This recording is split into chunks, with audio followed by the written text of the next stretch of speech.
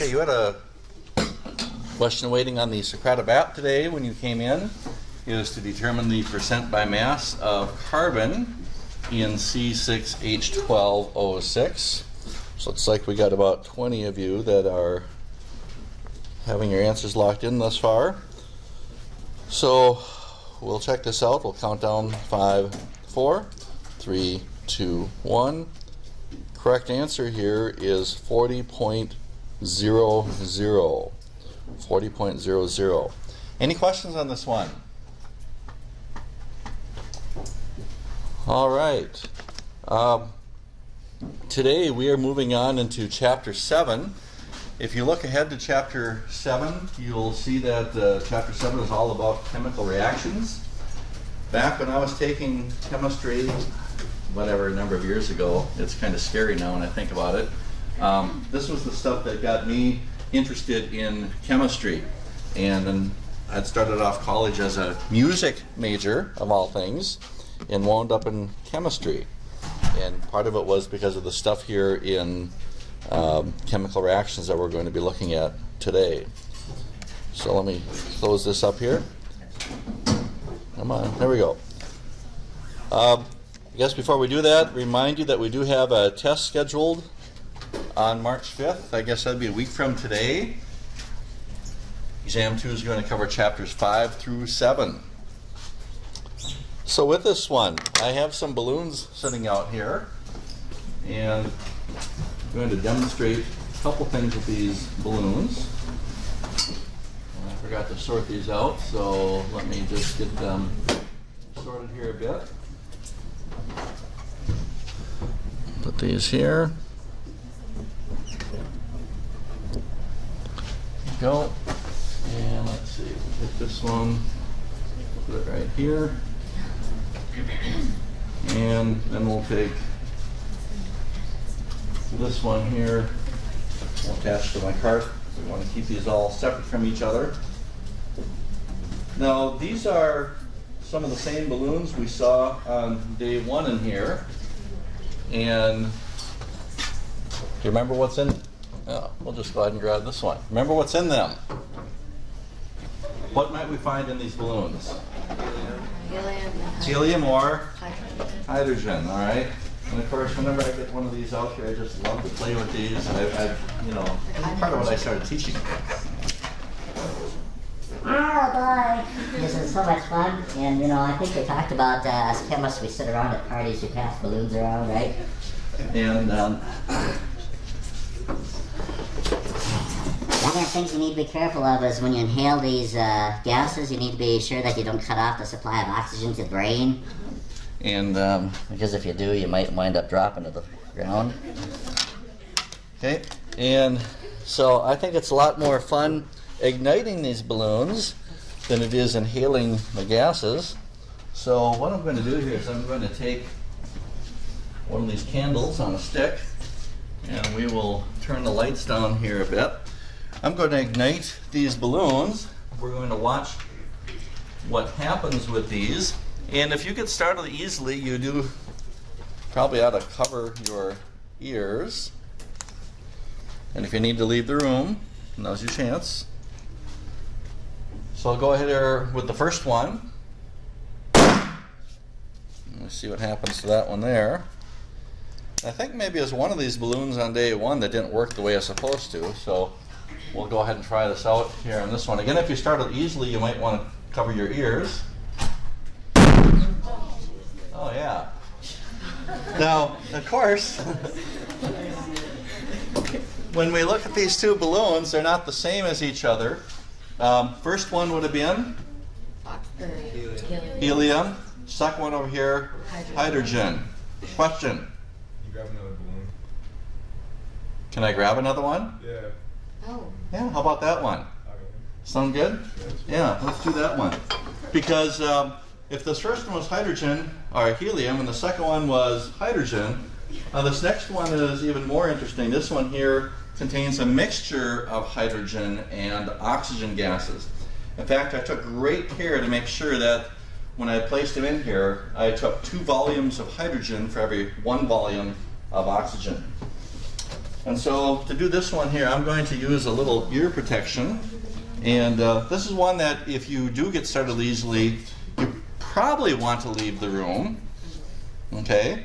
Otherwise, we must, everyone, and I will wait till I see everybody's ears covered, we must cover our ears on this one. And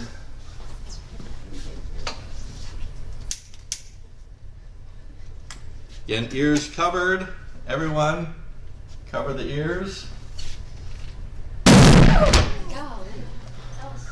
Wow, I could feel the heat off that one.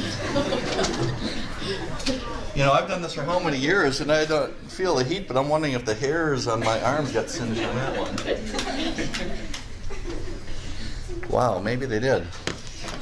All right. So I came in this morning, I found some remnants of balloons up here stuck on the top of the whiteboard, and I'm not the only one that does this stuff, but now, of course, when we react hydrogen and oxygen together, what do you suppose we form? Some kind of explosion. I think I did. How about that? Hydrogen and oxygen react to form what? Oh, give me a break. You guys know this one. Hydroxide? It doesn't form hydroxide. I don't know. What's it form? Ox- Water. Exactly. It forms water. Hydrogen and oxygen react to form water, Jaw. All right?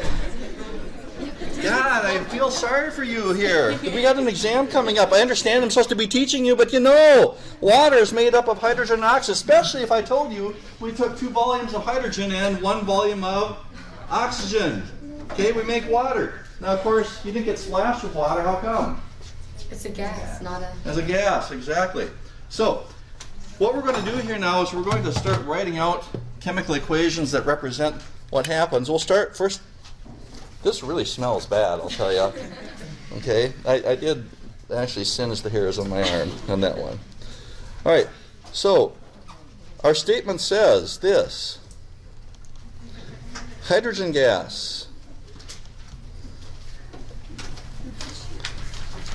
reacts with oxygen gas to produce. Again, what is it we produced? Water. And in which phase do you think we produced it in again? Precipitate. Yeah, the phase. What do we name our phases? A gas, sure. So we wound up producing water in the gaseous phase. Now, of course, water in the gaseous phase we call steam. So here's our statement. Now, once we have the statement, we can take this statement and write out a chemical equation from this. So to write out a chemical equation, we then start writing out chemical formulas. What would the formula be for hydrogen gas? HG. H2, Parentheses. right, H2. And we're going to react this with oxygen gas, which has a formula of O2. Now, in case you've forgotten these, let's go back and pull out our periodic tables. What do we call the elements hydrogen and oxygen? What type of elements are these? Diatomic. All right. So when we see these substances as pure substances, okay, as uncombined elements, we write them as H2 and O2. And in case you've forgotten those again, we had our mnemonic Honkelbrief, and those elements were hydrogen, oxygen, nitrogen, chlorine, bromine, iodine, and fluorine. These were your 7 diatomic elements. And when we see them as pure substances, we write them in their diatomic form. Now, the next thing we're going to do is we're going to label them. After the hydrogen, we're going to put in a phase label. The phase of hydrogen, again, is a gas. So which label do you think we'd give this? G. And for oxygen, we'd put in G. And then we're producing water, which has a formula of H2O. And the phase label on water is going to be G. Sorry, G. G, right here. So now if you're looking at phase labels, these are the phase labels we should be using. There's G for gas, For liquid, we'd put in Oh, AQ. Sorry. L. For solid, we'd put in S. S. And then we had the other phase label of aqueous, which was AQ. And the phase label aqueous stands for Dissolved. dissolved in water. Okay, so sometimes I'll see a mislabel of water where people put in a label of AQ, and you don't put AQ in for water because you don't dissolve water in water. Water is either going to be liquid or a gas or a solid, depending upon the conditions of our reaction. In this case here, we wound up producing water as a gas. So now if I were to demo what happens with these, show you some molecules, and I'll put this under the dot cam so you can see what I'm doing. I'm going to get out a molecule of water here, not a molecule of water, a molecule of oxygen. And let's see if I can get another one out here.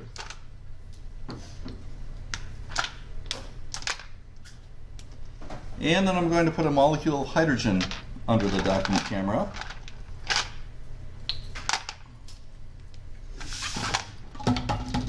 Let me just set these down so I don't knock them over again.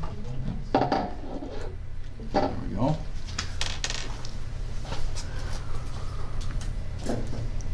And here's how we build molecules using our molecular model kits of hydrogen and oxygen. Now, when we have a chemical reaction, what happens is that molecules collide with each other. Sometimes they react, sometimes they don't. If they do react, what will happen is that some bonds are going to break, and other bonds are going to reform. So now if I take all of these pieces apart and put them back together, turns out we wind up getting a molecule of water. Now the problem is that in this process we're showing some spare parts left over. And if we go back to the chemical equation we just wrote out, we're not showing any spare parts in there. We're showing that hydrogen reacts with oxygen to produce water, and we're not talking about any leftover atoms. So this would be one that we say does not conform to, the way that we have it written at this point, does not conform to the law of conservation of matter. And when we have a chemical reaction take place, it must conform to the law of conservation of matter, which says we can neither create matter nor destroy matter as a result of a chemical change. Now, by the way, if you're looking for some sort of definition, in the past when we talked about a chemical change and a chemical reaction are the same thing. They're exactly the same. So if you hear me use the term chemical change, I could just as well be using the term chemical reaction because they mean the same thing. Earlier in the semester, we didn't really talk about reactions yet, so we talked about it being chemical changes, but a chemical change and a chemical reaction, again, are the same thing. So what I'm going to do here now, the second time is I am going to put out here 2 molecules of hydrogen and 1 molecule of oxygen. And I'll come back to the chemical equation, and I am going to write it like this instead. Now I know this thing takes a while to change. Let's try it one more time. Here we go. There we go. So I'm going to start with 2 molecules of hydrogen and 1 molecule of oxygen. And we'll go back and we will demo here what happens when we have the 2 molecules of hydrogen and 1 of the oxygen. So again, what will happen in a chemical reaction is that molecules will collide with each other. Sometimes they react, sometimes they don't. Let's go ahead and make them react. So we'll go ahead and take these apart here and we'll start putting them back together. And once we put these together, what we're going to see is that in the end, we've wound up forming 2 molecules of water. And how many spare parts do we have left over? 0. None. Okay, so this would be one that conforms to the law of conservation of matter. And coming back then to our chemical equation, how would we write that chemical equation? What else would it need that it doesn't have? Yeah. 2 2H2O, exactly. We'd put a 2 in front of the H2O. And once we put that 2 in front of the H2O like this, what we now have is a balanced chemical equation. So without the coefficients in there, those numbers out front, we'd say that we have a chemical equation, but it's not balanced. What we have now is what we call a balanced chemical equation. And a balanced chemical equation is one that conforms to the law of conservation of matter.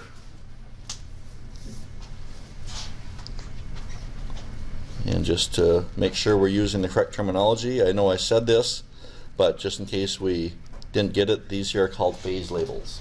So phase labels, when we take those phases, we place them in parentheses following the chemical formulas. So this here is a balanced chemical equation. And again, balanced chemical equation conforms to the law of conservation of matter. Now, as far as some other terms in this equation here, the substances that are on the left-hand side of the arrow, we call these reactants. These are called reactants. And on the right-hand side, we refer to these as products. Now, you shouldn't mix these up at all. These should make sense, because if you worked in a factory, of course, there's hardly any factory jobs around. I worked in a factory for a while when I was in high school. The stuff we made at the end is called a product. Okay, so that should make sense. What we get at the end is the product that we make.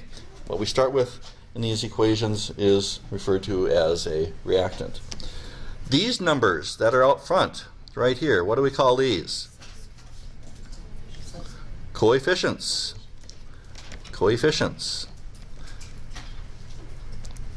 And where have you heard the term coefficient before?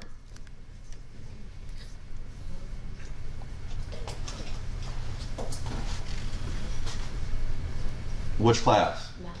Math. And we use them in math, specifically in algebra. What does a coefficient mean you do operationally? It's a multiplication, exactly. So if we saw something like 2xy in mathematics, this means 2 times x times y. So the same thing is true in chemistry. When we write these numbers out front, which are called coefficients, they mean that we multiply. So if we wanted to find the total number of hydrogen atoms that are in here, we'd take 2 times 2, which would give us a total of 4 hydrogen atoms. And 2 times 2 over here would be 4 hydrogen atoms. Now, of course, the subscript of 1 is implied here in the oxygen. We don't write 1s. So if we wanted to find out the number of oxygen atoms represented by this here, the number of oxygens would be 2. And we'd show then 2 over here as well, because again, coefficients of 1 are implied, just like they are if you were doing this in algebra. If you wrote it simply x, y, it would be implied that the coefficient here is a coefficient of 1. So the values of 1 are implied in our chemical equations. Now, the other thing about coefficients is that they're always written at the front of the formula. So you don't go in algebra and write x2y. Okay, when you write it in algebra, you always write it as 2xy. So again, coefficients will never find their ways into the middle of a chemical formula. The only place that you'll ever find them is out at the very front. All right, any questions with these? Okay, let's look at another one. Now for this one, we've already observed this one, and I'm bringing some of these out here, revisiting them again for the simple reason that we're looking at them in a new context. So in this one, I'm going to look at a reaction of magnesium. And so I'm going to take out a small piece of magnesium ribbon, and we'll pop this back in here.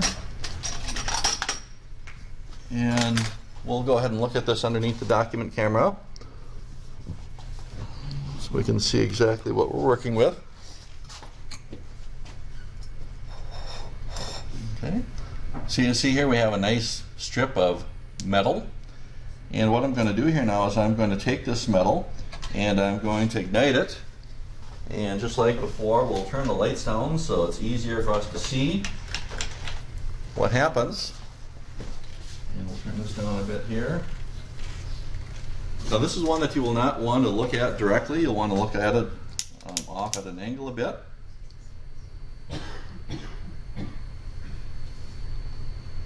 And maybe this one here won't even get it started. So I'm probably going to have to use this one over here. It needs to be hot enough to get this reaction started. So we'll place this into this flame here. Bring this over, and then you can see how this reacts.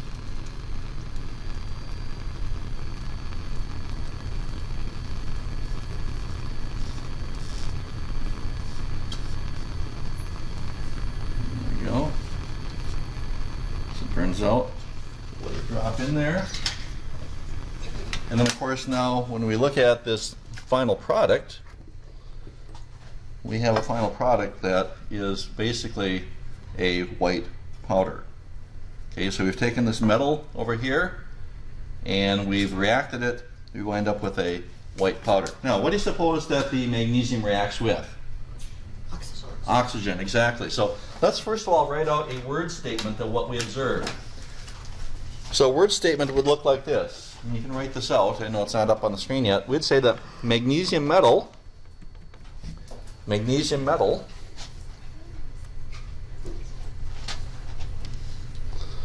reacts with oxygen gas. So magnesium metal reacts with oxygen gas to produce. Now this shouldn't be a mystery of what we produce. It should be pretty obvious. If we have magnesium and oxygen, we're going to make magnesium oxide. There aren't any other elements we can introduce into here. So we'd say that we wind up producing magnesium oxide.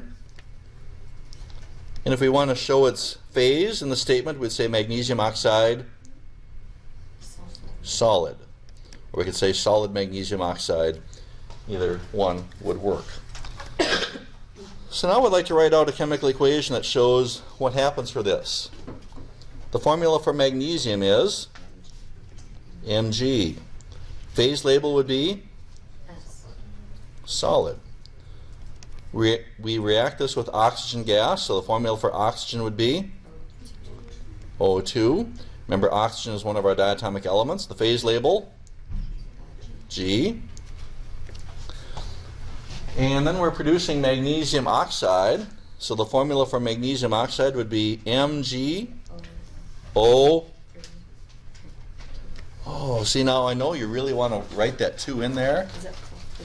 But we don't write that 2 in there because we can't forget what we already learned back in chapter 5 on nomenclature. If we want to figure out what its formula is, we come back here to find magnesium on the periodic table. Magnesium would always have a charge of 2+. Oxygen would be O with a charge of 2-.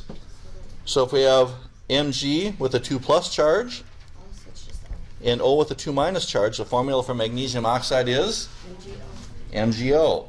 And this is where, if you didn't get burned on the nomenclature before, and this is why you need to practice that nomenclature over and over and over again. If you didn't get burned on it before, this is where students often get burned on it now, is I'll see very often MgO2 written as the formula. So you can't forget what we've already learned in here. So then you might say, well, what happened to the oxygen? Well, this is where we need to go back and balance the chemical equation. We need to go back and make the number of oxygens the same on each side. And we can't balance it by putting a 2 in here, because if we put a 2 there, that's going to give us a formula for something that doesn't exist. So we need to go back and balance it by changing the coefficients. So the way we do this is we say, well, how many oxygens here are on the left? 2. How many are on the right? 1. So to balance it, we would put a 2 in front of the MgO. And remember that the only place the coefficients can go is in the front. So we can't stick it in the middle. It has to go out in the front. But now, once we put that 2 in front of the MgO, that screwed up our number of magnesium, so we have to come back to the left-hand side and put 2 in front of the Mg. And once we do that, what we now have is a balanced chemical equation. Any questions on either of these two? All right, for most of us this is easy stuff, but having worked with students in the past, I know for some of you it will be a struggle. Let's do another one. We'll write out a statement that says nitrogen gas reacts with hydrogen gas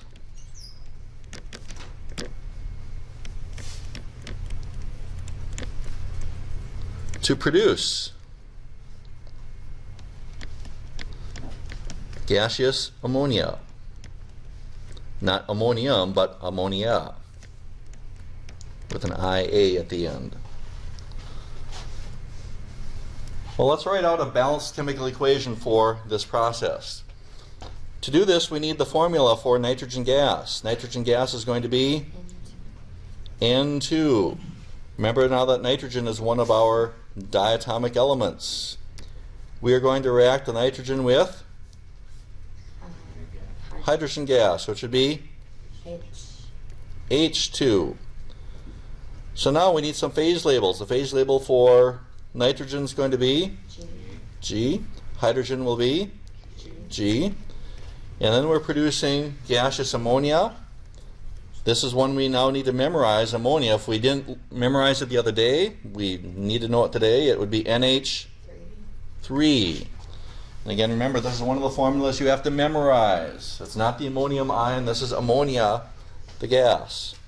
The phase label on this is going to be G. So now we need to balance this.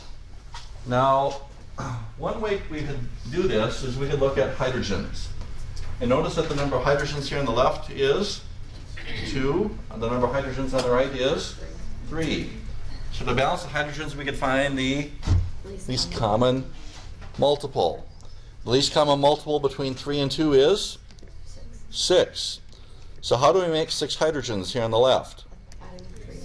Put a 3 in front. How do we make 6 hydrogens on the right?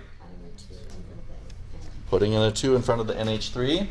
Once we do that, that gives us the 6 hydrogens here, the 6 hydrogens here. How many nitrogens are in this one? 2. How many nitrogens here? 2. This then would be a balanced chemical equation. Now sometimes, for those that do struggle with this a little bit more, my suggestion would be to make some sort of a table. And in that table you could label things as reactants and products. And then if we were to keep a track of the elements that are in there, there are nitrogen and hydrogen. So if we went back on this one here, got rid of these coefficients, and wanted to make a tally before you even begin balancing, I would maybe go through something like this and say, well, there are 2 nitrogens on this side and only 1 on this side, 2 hydrogens on the left and 3 on the right. And so the idea then is to make sure that their tallies are balanced on each side. So the first time we started by balancing the hydrogens, maybe this time we start balancing the nitrogens. So on this side we see 2, this side we see 1. What would balance the number of nitrogens? Put a 2 here. And once we put a 2 here on the right hand side, that now gives us how many hydrogens? 6. So in order to make 6 on the left hand side, we'd put in a 3 over here.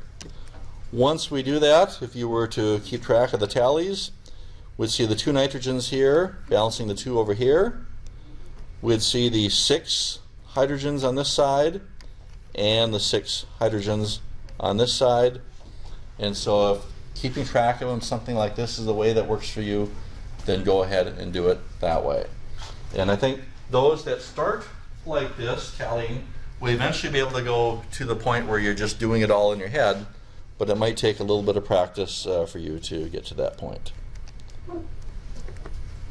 Any questions that you have on these? All right, I'm going to pass out a handout. This handout is one that we will be using today and again on Thursday.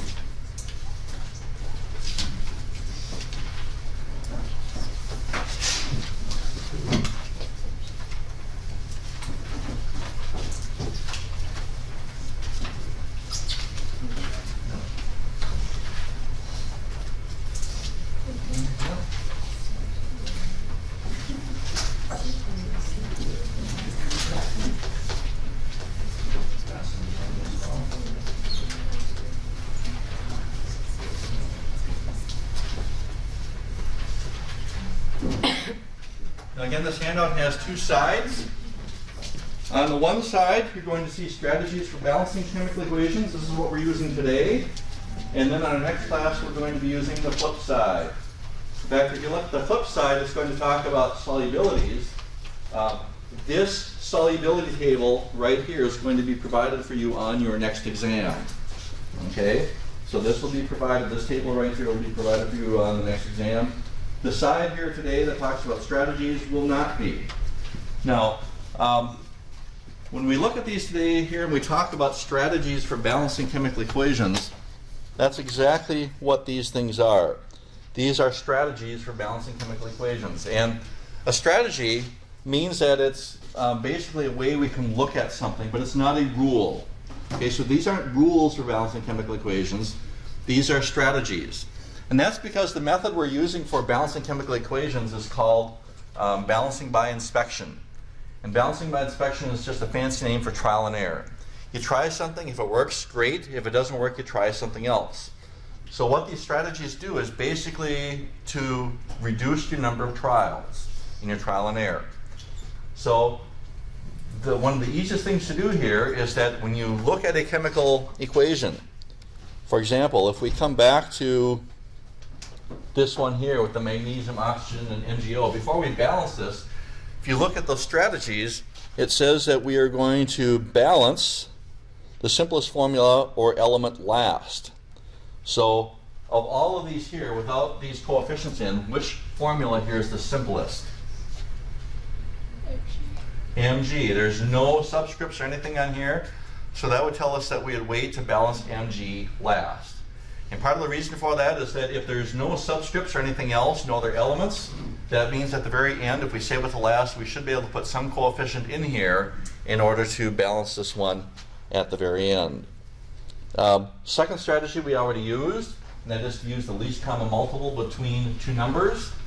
Okay, third strategy is to use fractions to balance a chemical equation. We haven't seen that yet, but we will look at an example here as we get through here today. But then we don't leave fractions in chemical equations. We need to balance, multiply through to remove those fractions. And then there's one that I call an even odd. Again, we'll demonstrate these two here in just a bit. So what I'd like for you to do here now is to take these three equations and balance them. So let's balance these three equations using these strategies. So first one, we will have vanadium reacts with oxygen to produce vanadium 5 oxide. Next one will be aluminum reacts with oxygen to produce aluminum oxide. And then we will have potassium chlorate decompose to yield potassium chloride and oxygen. So let's balance these three equations. Again, they're balanced by changing the coefficients. If you have pen and pencil, I might recommend writing these in pen because you can't change these subscripts, and then balance using pencil because you can change the coefficients. And these three will appear in order on the Socrative app, which I am going to load up here next.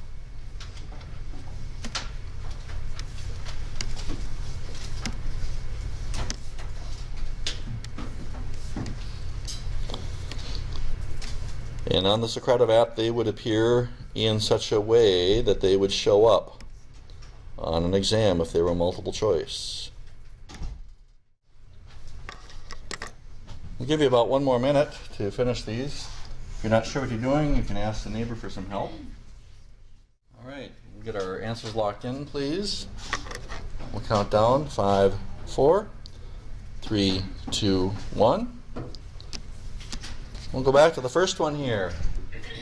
We have the equation vanadium reacts with oxygen to form vanadium 5 oxide. You were then asked, says when balanced with the smallest whole number coefficients, the coefficient of O2 is? The correct answer here is 5. If we were to have the question where we write out all those coefficients, let's read them off from left to right. For V it would be 4. For O2 it would be, and for the V2O5, 2. Any questions on this one? All right, the next one here was to say that when it was balanced with the smallest whole number coefficients, the sum of the coefficients is, correct answer here is 9. So now if we were to balance this one, we come back here. What is the coefficient for aluminum? For the oxygen, 3, and for the aluminum oxide, 2. Now again, we do a quick check here. We see how many aluminums? 4. How many aluminums here? 4. How many oxygens here? 6. How many oxygens here? 6. Okay, and then we come to the last one. We have the potassium chlorate decomposing to yield potassium chloride and O2. The correct answer on this one would be 2. The coefficient for the KCl would be a 2. And if we were to place them in here from left to right, coming back here left to right, it would be 2, 2, and 3. Now let's talk about some of the simple. First of all, any questions on these? All right. Anybody know what this triangle above the arrow means? Decomposed. Does not mean decompose. What is it? Not change. Well, change if we're in mathematics, yes. It is actually a change in something here when it applies to equation, chemical equations that we don't use by saying the word change. So we heated it, exactly. When we write a triangle above the arrow, that means we heated it. In other words, this reaction would not happen without heat. This reaction would not happen without heat.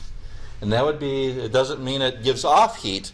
That means we have to supply a continuous source of heat in order for this reaction to happen. So when I ignited the magnesium and the magnesium was burning by itself, we would not put a delta, that's the Greek letter delta, we would not put that delta above the arrow because it was giving off heat.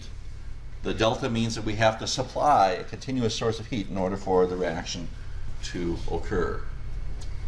All right, now coming back to this one, I forgot to mention about the magnesium. One of the things that we used to use magnesium in, I'm looking out here right now, there's nobody even remotely old in here.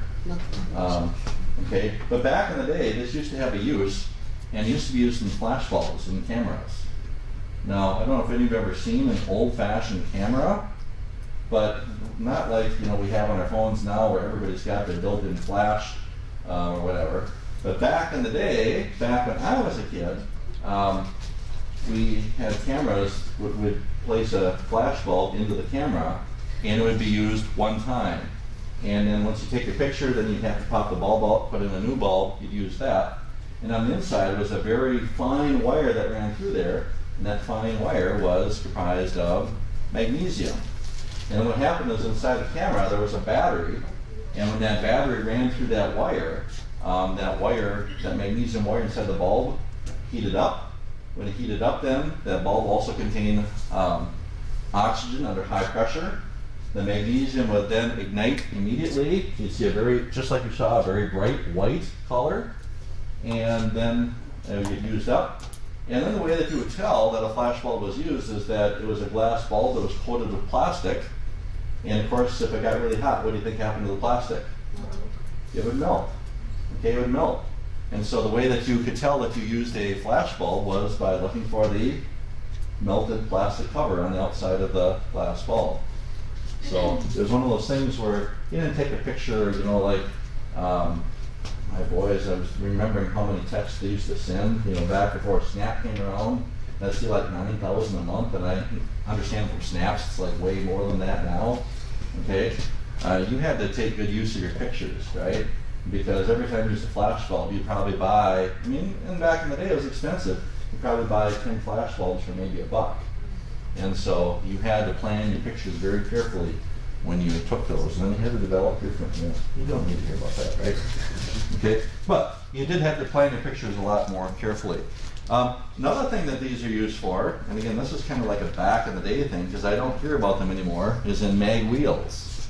Okay, now mag would be short for magnesium, and we might call them mag alloy wheels today, but mag for short. And can you think of a reason why magnesium might have been used in wheels? Well, if you felt this in terms of how heavy it is, how does it feel? Fairly light. Pretty light, exactly. So it was used because it was a really light metal. And so you could put them on.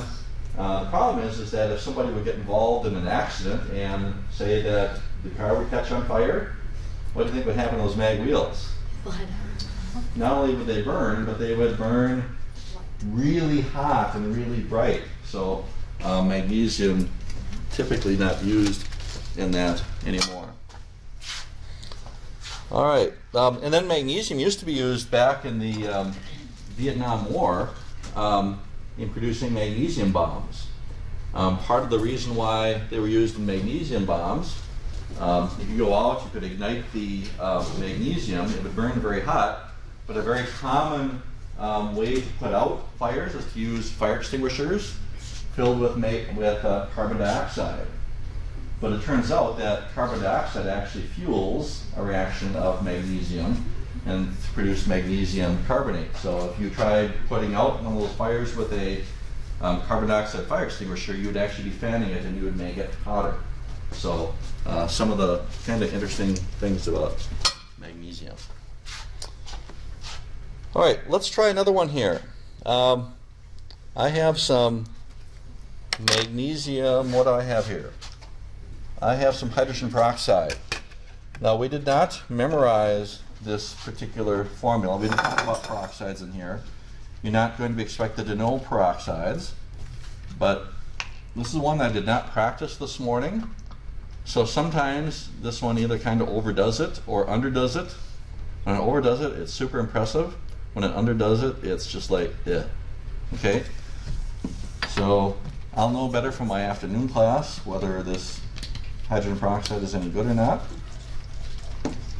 But what I'm going to do here is I'm going to place this hydrogen peroxide into this flask, and then I am going to go to this container which contains some manganese 4 oxide. Manganese 4 oxide. Again, since I haven't tested it, I don't know how impressive or unimpressive this is going to be. So we'll just assume it's going to be impressive. So you need to close your eyes, make a wish. Come on now, close your eyes, make a wish. Okay, you can open your eyes up. And I'm going to rub the bottle. Oh, yeah. And your wish is granted. How about that? All right, so I call that my genie in the bottle. It worked. How about that? So now if we write out a statement of what we observed, we could say that an aqueous solution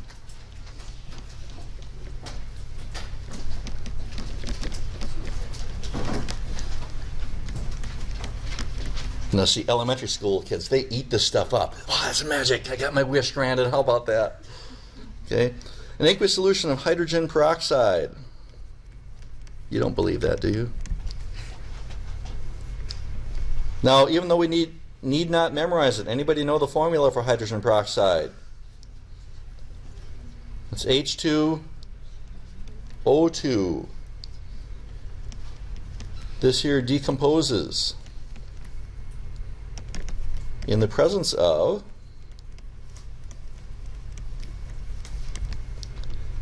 a manganese 4, and that's Roman numeral 4, oxide catalyst to yield water and oxygen gas.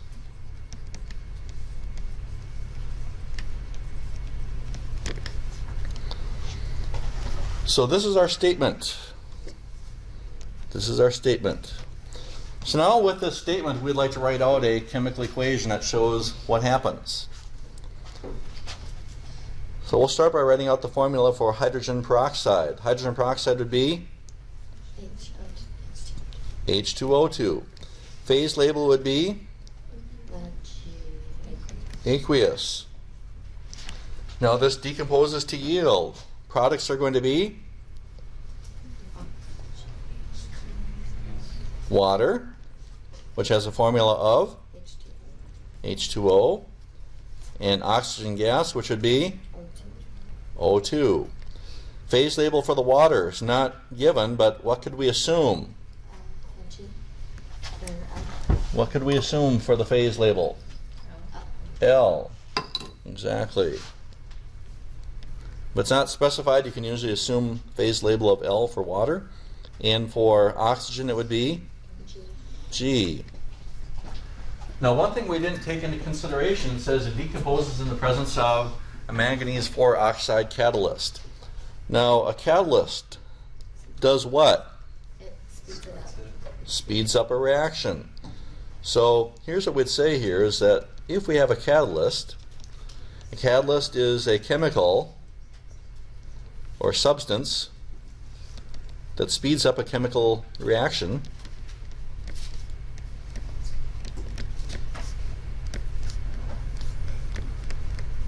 with a qualifier. And the qualifier is without being consumed. So it's a substance that speeds up a chemical reaction without being consumed. Now in a chemical equation, we write a catalyst above the arrow. So the catalyst in this case is manganese 4 oxide. We need the correct formula for manganese 4 oxide. So manganese 4 would be Mn with a charge of 4 plus or minus? Plus. And oxide would be O with a charge of 2 minus.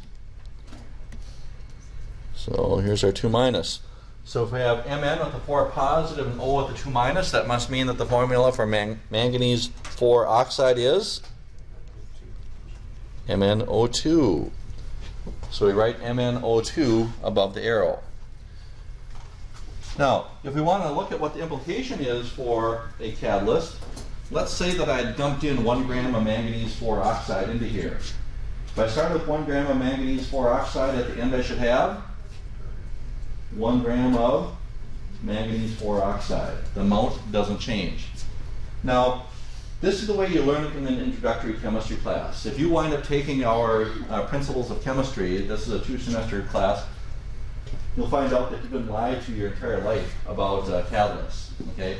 Because I'm sure if you've had chemistry or biology before, you've heard the word catalyst. You've seen the exact same definition up there. It says it's a substance that speeds up a chemical reaction without being consumed. You've been lied to. What we'll find out is that in a more advanced class, we find out that actually what happens is when we write out chemical reactions, we're writing out a simplified equation up here. All the chemical equations we see in this class are simplified. It'd be kind of like if you went in algebra, and I'm sure in algebra before you have summed together algebraic equations to get an overall equation, right? So when you sum them together, it'd be as if you were only looking at that overall equation that you've summed together. But in reality, a chemical equation that we see is like that sum, that very end. We don't see the individual steps that lead up to that sum. Because very often the reaction happens so fast, it appears as if we're only looking at the sum. But what we find out is that if we study the reaction, we can slow them down. And we can do that today by taking super high photos and equipment that can measure what's happening at billionths of a second intervals. When we do that, what we find out is that in these reactions, catalysts are actually consumed in an early step, but they are reproduced in a later step. So if they're consumed in an early step and reproduced in a later step, your net observation is, what would you observe at the end? It wasn't consumed in the first place, exactly. So again, if it gets consumed in an early step, produced in a later step, to the outside observer, if you're only measuring what happens at the beginning and at the end, would appear to us that is, it never got consumed in the first place. But if we could start taking pictures like at billionth second intervals, we'd actually find out that it is getting consumed in an early step, and then a later step is being reproduced. At the end, then again, it seems as if it never was consumed at all. So that's how a catalyst works. When we write out chemical equations, we're showing a simple overall sum step of something that actually occurs in multiple steps. Now, when we balance it, we don't balance the catalyst. It's as if it doesn't exist. We only worry about what's on the reactant side and the product side. So let's go ahead and balance this one here. If we were to balance this one, we start applying our strategies. Applying our strategies here, we would say that we'd save the simplest, where's my strategies? We save the simplest one till last. So the simplest formula in this of all these would probably be? The H2O. Yeah, I'd probably say it's the O2. There's only one element there in the O2. So I'd save this one till the very end. The rest look more complex. So then, means we go ahead and balance the hydrogen. Well, if we look at the hydrogen, we see that the hydrogen is already balanced. So we then come back to the oxygen. If we come back to the oxygen, how many oxygens here on the left? There's 2. How many are on the right? There's 3. And what it means then is that we want to put in some coefficient right here in front of the O2 in order to balance this chemical equation. So one way to do this is to use algebra. In other words, we'd say again, how many oxygens are in this formula? There's 2. So we could show those 2 right here. And there's how many oxygens in this formula? 1. And in this one there would be 2. Now obviously 2 does not equal 1 plus 2. So we did have this question mark in here, which in algebra, if you had a question mark, you would replace it with x as a, well, you might say it's x times 2, but remember that we always put the coefficient out front, so I'd write it as 2x. Well, we then solve this equation here for x. If we solve this equation for x, we then would subtract 1 from each side. Subtracting 1 from each side, this disappears. 2 minus 1, of course, is equal to 1. Then to solve for x, we would divide each side by 2. Once we divide each side by 2, we find out that x is equal to 1/2. Well, we then put that coefficient of 1/2 here in front of the O2, and we'd see that this balances the chemical equation. Because, how many hydrogens do we have here? 2. How many oxygens? 2. How many oxygens here?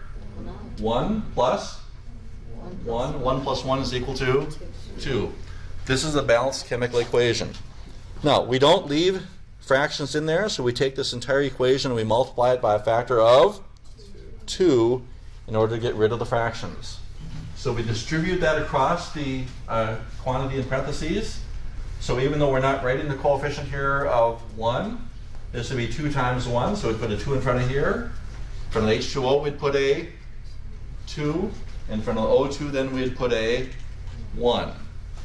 So again, distribute that 2 across the quantity in parentheses, and we get 2, 2, and 1. 1s are implied, we don't write that. And this then would be your balanced chemical equation. So in the end, we could verify it. There's 4 hydrogens here, balancing the 4 hydrogens here. There's 4 oxygens here, balancing the 2 plus 2 that appear on this side. Any questions that you have? Any questions? All right, let's go on to this piece here. Next, we're going to look at completing and balancing chemical equations.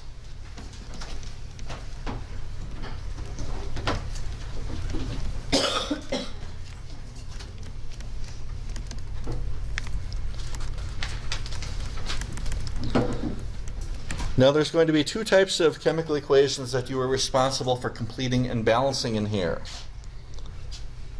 The first type is going to be combustion reactions. And the second type that you'll be responsible for is double displacement.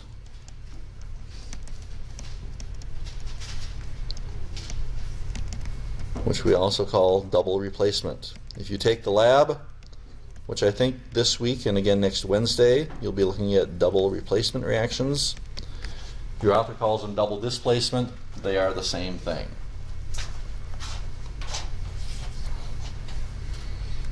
So we're going to look at combustion ones today, and then in your lab this week and in lecture on Thursday, we're going to look at double displacement. So let's look at these. We'll start with combustion.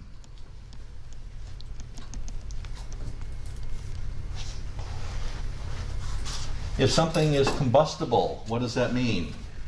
Pressure. It means fire, exactly. My favorite thing, fire, combustion. It means that we are burning in the presence of oxygen. So combustion means to burn in the presence of oxygen.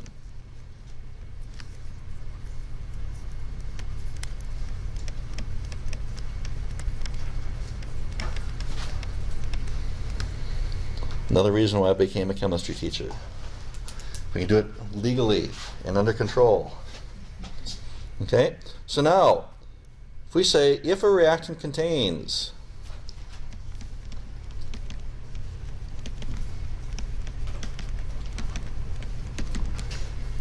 these elements, carbon, hydrogen, or sulfur, and we burn them, we should be able to figure out what they are converted to. So if a reactant contains the element carbon,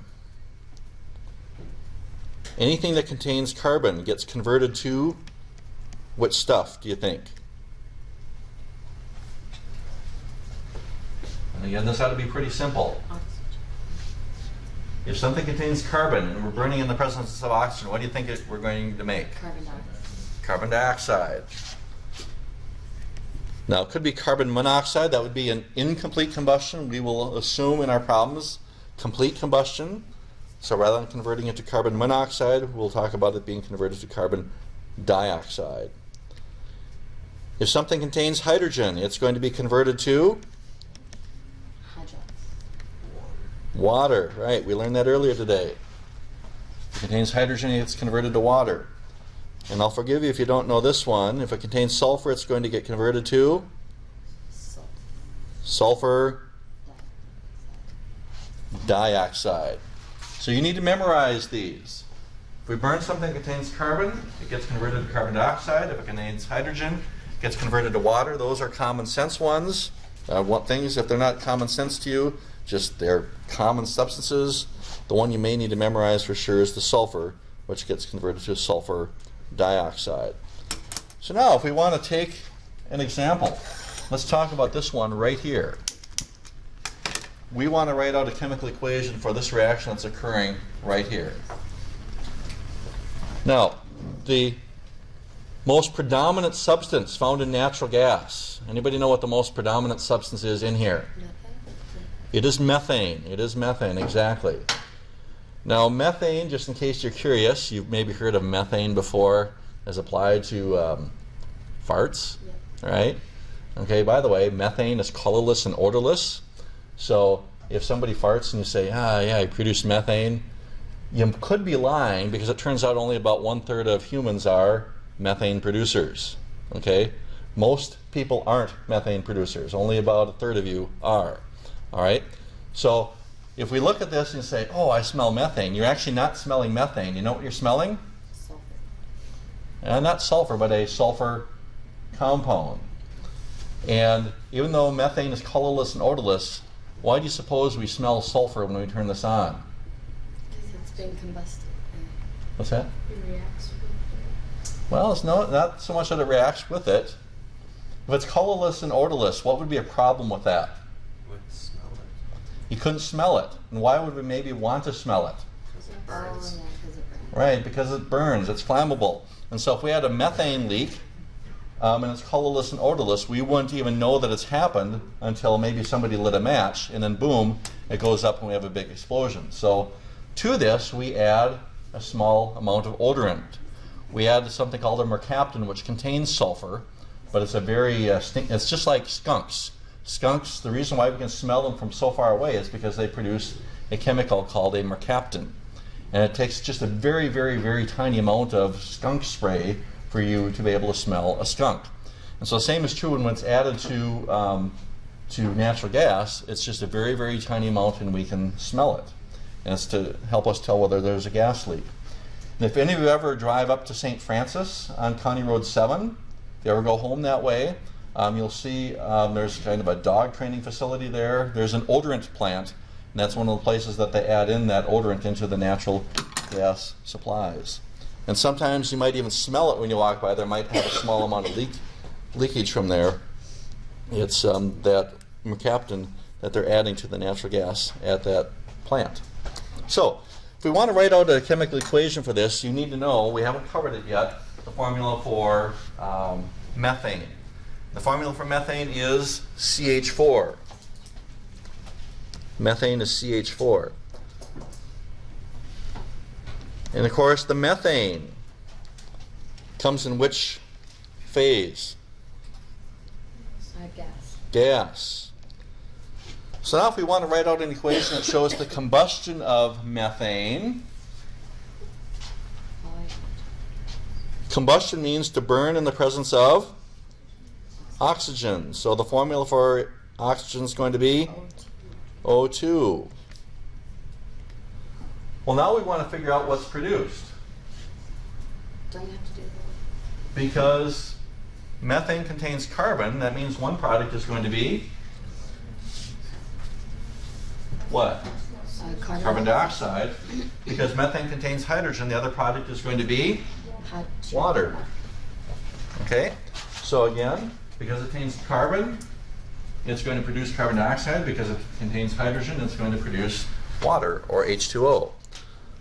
So we put in the carbon dioxide, we put in the water, and if we want to put in some phase labels for these now, which phase do you suppose we produce the carbon dioxide in when we burn it? Gas. Gas.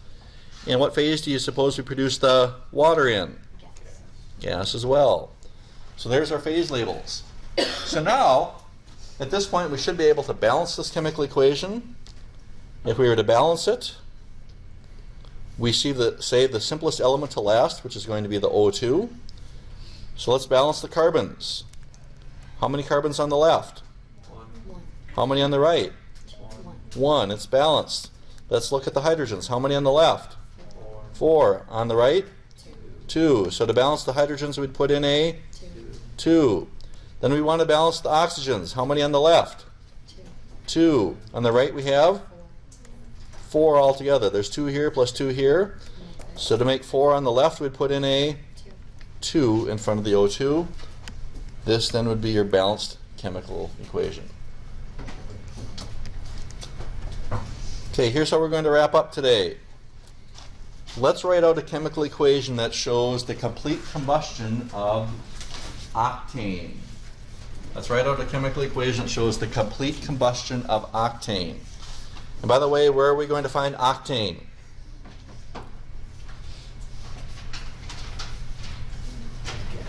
Gasoline, exactly. If you go to your gas pump, it talks about their octane ratings.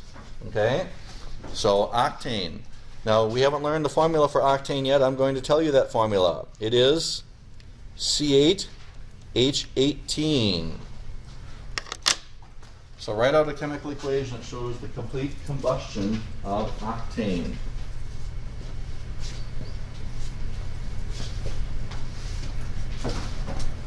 And this one will likely use at least 3 of your strategies. So I'm just going to help you get started if you're having trouble. If we're combusting it, that means we're reacting it with oxygen, which is O2. One product is going to be carbon dioxide. The other product is going to be water. And again, we get these products because if it contains carbon, we burn it, it produces carbon dioxide. If it contains hydrogen, it produces water. So this is the equation you are balancing. Now, if you know what you're doing, which I see at least 2 or 3 of you that appear to be done, see if you can offer your help to those that are struggling, because they need your help, I promise. First things first, let's check to see what answers we maybe did get. Let's write in the coefficients left to right. For the first one, it would be 2. Next would be 25, then 16, then 18. Now, if you don't know where these came from, I'm going to demonstrate a strategy for you. See if this works. First of all, if you are looking at your strategies, keep your strategies handy. We'll use these strategies in order. The first thing we're going to do is we're going to balance the simplest formula last. Simplest formula of all these is going to be oxygen. So that means we balance the carbons. How many carbons here? 8. Over here? 1. So to balance the carbons we need to use 8. Then we look at hydrogens. How many hydrogens here? 18. How many here? 2. To get the hydrogens balanced, we put in a 9. That balances the hydrogens.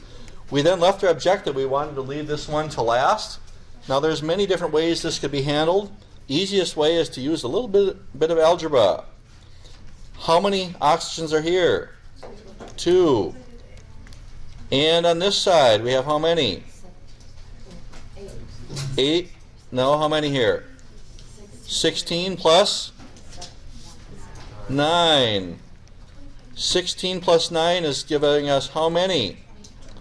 25. Now that means we should be able to put some number here in front of the O2 in order to balance it. The best way to label that is by the variable x. So 2x is equal to 25. To solve for x, we divide each side by 2. Dividing each side by 2, we get 25 halves. Of course, now we can't leave the 25 halves in there. That means we need to multiply all these coefficients by a factor of 2. We distribute the 2 across the parentheses. We get a 2 here. This would become 25. This would become 16. And this one here would become 18. That's it here today, folks. One more class and exam.